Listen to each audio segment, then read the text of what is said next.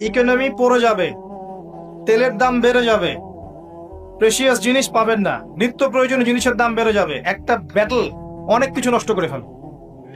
একটা যুদ্ধ বিশ্বের প্ল্যাটফর্ম চেঞ্জ করে ফেলতে পারে। সামনে একটা বড় ফাসাদ অপেক্ষা করছে, আল্লাহ ভালো জানেন। একটা বড় মালহামা হবে পৃথিবীতে, মহাযুদ্ধ। এই যুদ্ধে পৃথিবীর অনেক মানুষ মারা যাবে, এমনটা হাদিসের মধ্যে এসেছে। কে জানে, আল্লাহ ভালো জানেন এটা কবে হবে, কত সালে, কিভাবে হবে, আল্লাহ ভালো জানেন। এমন হতেও পারে এটাই সেই পারমাণবিক যুদ্ধের সূচনা, আল্লাহু আলাম। কারণ তারা শুরু করেছিল প্যালেস্টাইনকে কেন্দ্র করে, সেখানে পারে নাই। সিরিয়াকে কেন্দ্র করে চেষ্টা করেছে একটা মহাযুদ্ধ লাগানোর, পারে নাই। সিরিয়াকে কেন্দ্র করে প্রায় হয়েই গিয়েছিল, এখানে অনেকগুলো দেশ ইনভলভ হয়ে গিয়েছিল, কিন্তু নিউক্লিয়ার যুদ্ধ পর্যন্ত যায়নি। কিছু মানুষ চাচ্ছে, একটা সভ্যতা চাচ্ছে যে পৃথিবীতে একটা মহাযুদ্ধ ঘটুক, এর ফলে পৃথিবীর ম্যাক্সিমাম মানুষ যেন মারা যায়, পরাশক্তিগুলো দমন হয়ে যায়, সে নতুন করে রাইজ করবে, সেই অপেক্ষায় বসে আছে।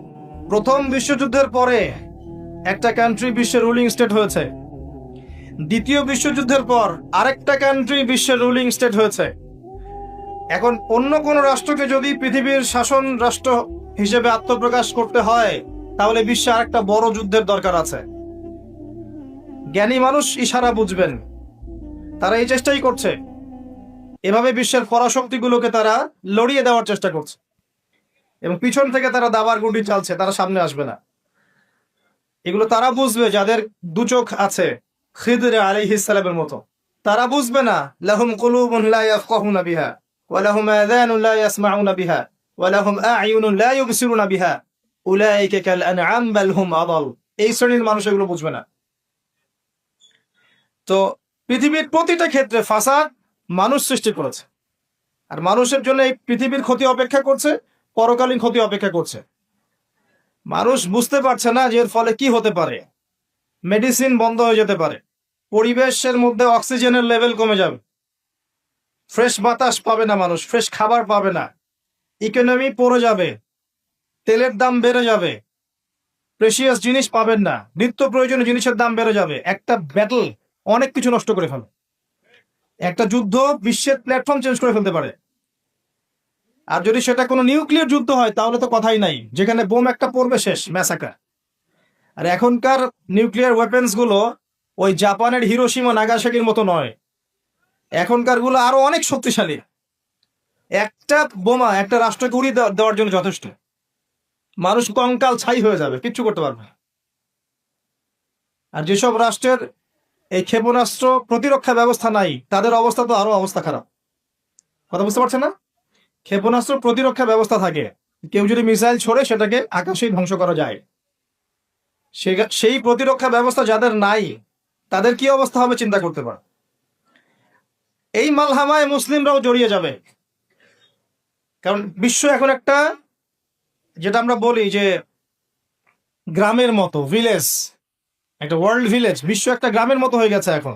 একদিকে ঢিল পড়লে আরেকদিকে প্রভাব পড়বে, তাই পুরো বিশ্ব একটা পরিবারের মতো হয়ে গেছে। একদিকে সমস্যা সৃষ্টি হলে সমস্ত বিষয়ের দিকে ইফেক্ট হবে, প্রত্যেকটা রাষ্ট্র ইফেক্টেড হবে। তো কেউই আমরা ক্ষতি থেকে মুক্ত নই, না দুনিয়ার ক্ষতি না পরকালে। আর পরকালের ক্ষতি তো আপনারা আমার চেয়ে ভালো জানেন। মানুষের জন্য অপেক্ষা করছে পরকালের সওয়াল জবাব, কবরের আযাব, মিজান, পুলসিরাত, জান্নাত, জাহান্নাম। ইন্নাল ইনসানা লাফি খুসর। তারপরেও মনে হয় আমাদের চালচলন দেখলে যে ক্ষতি আমাদেরকে স্পর্শ করবে না। আমাদের ব্যাপারটা একটা এমন যে আরে অন্যদিকে কি হয় হোক, আমি তো ভালো আছি। যখন সবকিছু নষ্ট হয়ে যায় তখন নিজেও ভালো থাকা যায় না। থাকা যায়? যখন সবকিছু নষ্ট হয়ে যায় তখন নিজেও আর ভালো থাকা যায় না। তো আমাদের ভাগ্যেও ক্ষতি অপেক্ষা করছে, এটা সময়ের ব্যাপার মাত্র। এখনো যদি আমরা সচেতন না হই, নিজেদের ফিউচারের চিন্তা না করি, নিজেদের আমল, আকীদা, পরিবার, রিজিক এগুলোকে না গুছিয়ে নেই, তাহলে সমস্যা আছে। আমরা কি সমস্যায় পড়তে চাই? আল্লাহ পাক আমাদের সবার আকীদাকে পরিশুদ্ধ করুন, আমিন। বেশি থেকে বেশি নেক আমল করার তৌফিক দান করুন, আমিন। আমাদের পরিবারগুলোকে আল্লাহ পাক জান্নাতি পরিবার রূপে কবুল করে নিন, আমিন। সবাইকে আল্লাহ পাক হালাল রিজিকের ব্যবস্থা করে দিন। দিন ইসলামকে প্রতিষ্ঠা করার তৌফিক আল্লাহ পাক আমাদেরকে দান করুন।